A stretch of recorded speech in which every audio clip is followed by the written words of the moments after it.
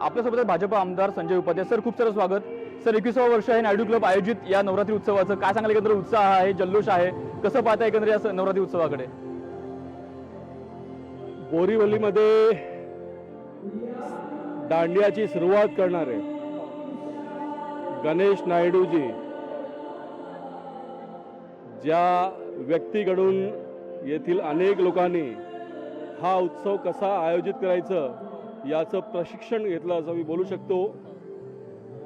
त्या नायडू क्लबमध्ये आज मी येथे उपस्थित आहे.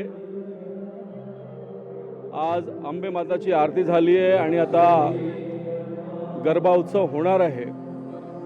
21वा वर्ष आहे सर, कसं पाहता? 21 वर्षाचा संपूर्ण प्रवास आहे.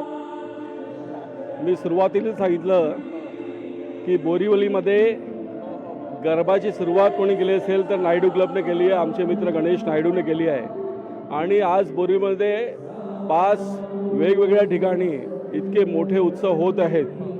पण ते सगळे जे होते त्यांचं प्रशिक्षण कुठे झालं असेल तर नायडू क्लबमध्ये झालं असं ते पण सांगतात. आणि म्हणून गरबाचा जो उद्गम स्थळ आहे आज मी तिथे उपस्थित आहे आणि आनंदित सुद्धा आहे. तुमच्या हस्ते देवीची आरती पार पडलेली आहे. तुम्ही दर्शन घेतलं देवीचं. देवीकडे काय मागितलं एक जस्ट? नवरात्रीमध्ये माझा सुद्धा उपवास असतो. माँ दुर्गा ही शक्तीची मूर्ती आहे. देशभरात नवरात्रीला विशेष महत्त्व आहे. शक्ती अर्जित करण्यासाठी मातेचं पूजन केलं जातं. छत्रपती शिवाजी महाराजांना सुद्धा आई जगदंबेचा आशीर्वाद होता, आई तुळजाभवानीचा आशीर्वाद होता. आणि म्हणून आईला बघितल्यावरती पुरुषार्थ जागृत होतो, वीरता जागृत होते, शौर्य जागृत होतो.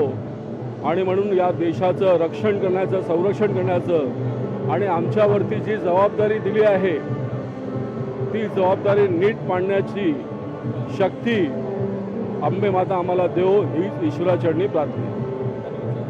अशा प्रकारे एकत्र संजय उपाध्याय यांनी देवीचं दर्शन घेतलेलं आहे. देवीची आरती त्यांच्या हस्ते पार पडलेली आहे आणि त्यांनी एकंदर या संपूर्ण नियोजनाबद्दल समाधान व्यक्त केलेलं पाहायला मिळत आहे. कॅमेरामॅन राजेश मनियारसह भूषण जिंदे, लोकशाही मराठी, कोरा केंद्र.